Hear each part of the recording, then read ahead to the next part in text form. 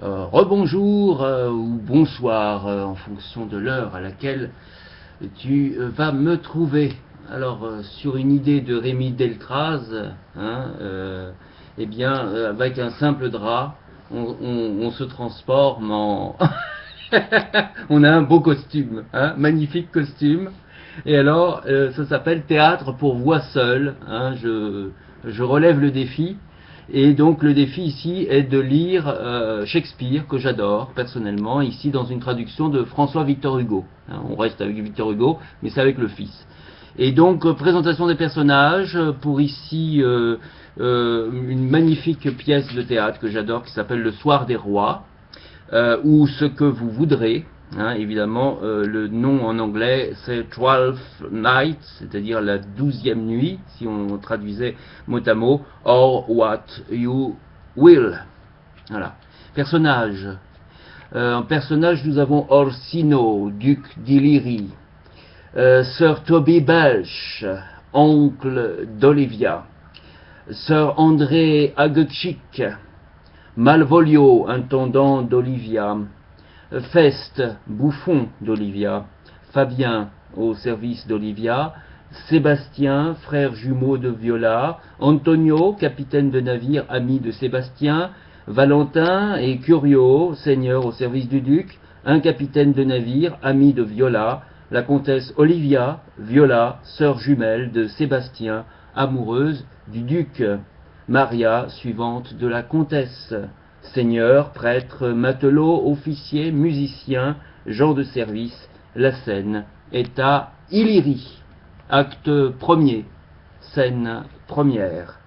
Dans le palais ducal, entre le duc, Curio, des seigneurs, un orchestre joue. Le duc. Si la musique est l'aliment de l'amour, jouez toujours, donnez-moi à l'excès, que ma passion saturée en soit malade et expire. Cette mesure, encore une fois, elle avait une cadence mourante. Oh, elle a effleuré mon oreille comme le suave zéphyr qui souffle sur un banc de violettes, dérobant et emportant un parfum. Assez, pas davantage. Ce n'est plus aussi suave que tout à l'heure. Ô esprit d'amour, que tu es sensible et mobile, quoique ta capacité soit énorme comme la mer, elle n'admet rien de si exquis et de si rare qui ne soit dégradé et déprécié au bout d'une minute, tant est pleine de caprices la passion, cette fantaisie suprême. Voulez-vous venir chasser, monseigneur? Quoi, Curio? Le cerf. Et c'est le plus noble élan qui m'entraîne en ce moment.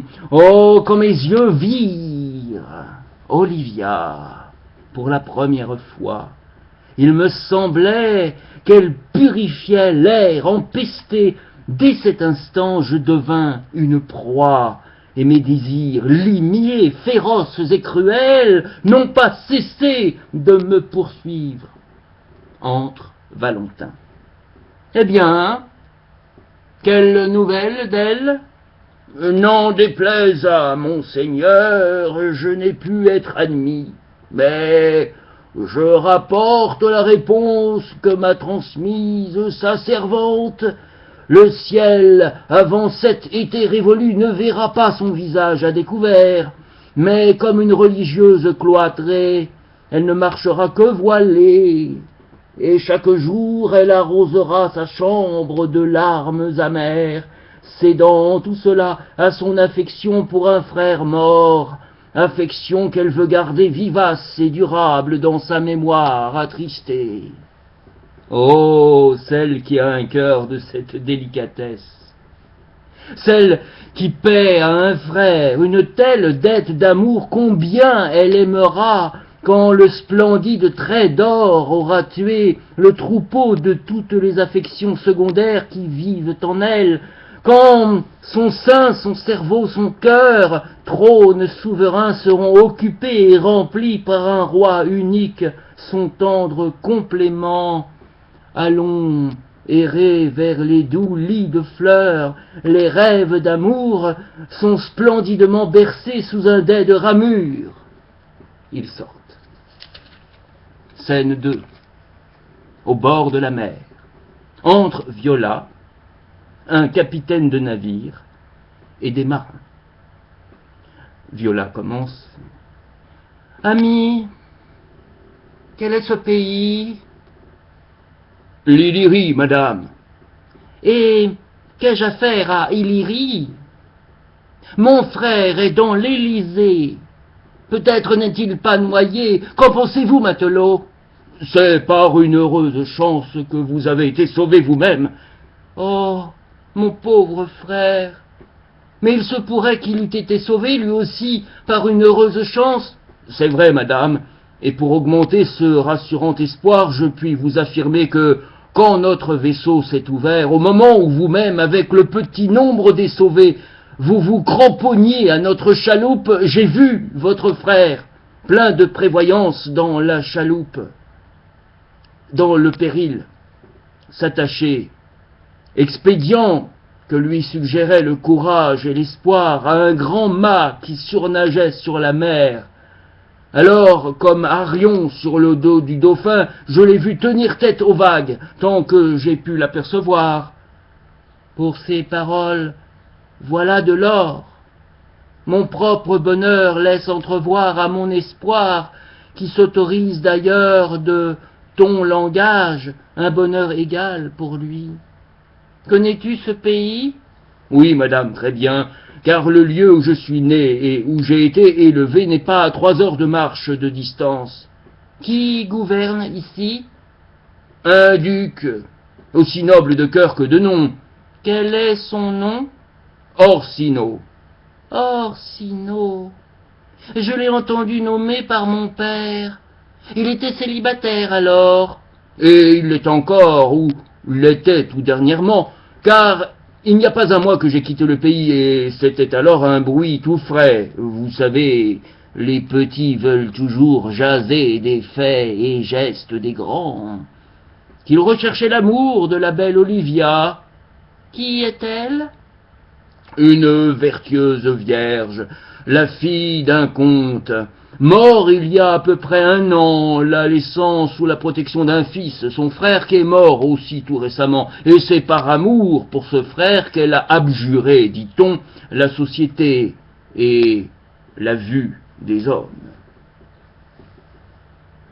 Oh, je voudrais entrer au service de cette dame, et que mon rang restât inconnu du monde jusqu'au moment où j'aurais mûri mon dessein. Cela serait malaisé à obtenir, car elle ne veut écouter aucune proposition, non, pas même celle du duc. Tu as une bonne figure, capitaine.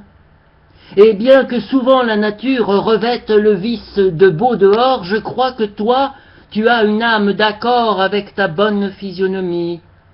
Je te prie, et je t'en récompenserai généreusement, de cacher qui je suis, de m'aider à prendre le déguisement qui siera le mieux à la forme de mon projet. Je veux entrer au service de ce duc. Tu me présenteras à lui en qualité d'eunuque, et tes démarches seront justifiées, car je sais chanter. Oh! Et je pourrais m'adresser à lui sur des airs si variés qu'il me croira tout à fait digne de son service. Pour ce qui doit suivre, je m'en remets au temps. Seulement, règle ton silence sur ma prudence. Soyez son eunuque, et je serai votre muet.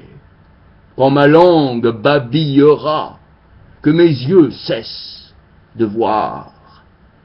Je te remercie. Conduis-moi. Ils sortent. Fin de la scène 2 de ce Soir des Rois, version voix seule, par Chameroux évidemment, avec l'aide du magnifique drap hein, de Rémy Deletraz, ou je sais pas comment on prononce, hein, si c'est Rémy Deletraz. Je suis désolé si j'ai mal prononcé. J'ai la petite photo quelque part de Rémy Deletraz avec son drap, et voilà, j'ai son drap. Magnifique drap, évidemment, qui servira pour lorsque nous ferons, évidemment, la célèbre, l'autre personnage, ça nous aidera, évidemment, pour la belle qui veut rester cachée. Hein, évidemment, le drap sert à cette occasion. C'est une très bonne idée de Rémy. Les bonnes idées, je les prends. Voilà. Je sais pas si c'est copyright, mais enfin voilà, je les récupère au vol. Et donc spécialiste de Racine, hein, Rémy Deletraz, et moi plutôt spécialiste de Shakespeare. Voilà, chacun son domaine. Et donc là, ici, évidemment, magnifique pièce de théâtre. Je dirais pas que je connais par cœur, mais en tout cas que que j'adore, évidemment. Alors il y a eu, évidemment, ça c'est un problème de la Pléiade, la version Pléiade, c'est que on a du mal un petit peu à lire les lignes s'entrechoquent. Et donc là, on a eu une preuve de la version directe, évidemment, des lignes qui s'entrechoquent où on lit un mot pour un autre, entre guillemets. Mais c'est pas grave, c'est du direct live, hein, évidemment. En version, lorsque je fais des versions live, évidemment, en général, on n'a pas ce genre de problème parce que je prends un texte quand même un peu plus, on va dire, un peu plus gros caractère que ce tout petit caractère qui est vraiment tout petit. Mais bon, c'est ainsi. C'est l'avantage de la Pléiade, permet aussi d'avoir des traductions qu'on ne trouve pas forcément, ici notamment de François Victor Hugo. Voilà, c'est l'avantage. Voilà, à bientôt. Ah, c'est un vieux drap, j'ai l'impression. Plein de poussière. Allez, à bientôt sur Chamou Télé pour Shakespeare à voix nue. Voilà. À bientôt. Libre de droit, évidemment. J'informe.